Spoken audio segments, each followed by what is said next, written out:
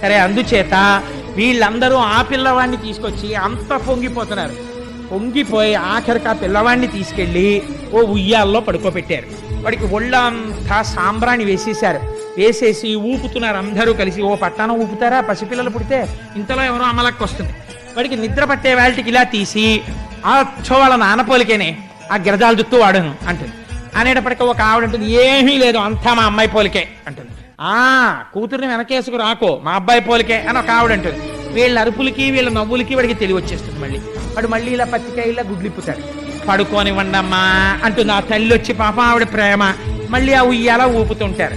జోజో కమలదలేక్షణ జోజో మృగరాజ మధ్య జోజో కృష్ణ జోజో పల్లవకర పద జోజో పూర్ణేందు వదన జోజోయనచున్.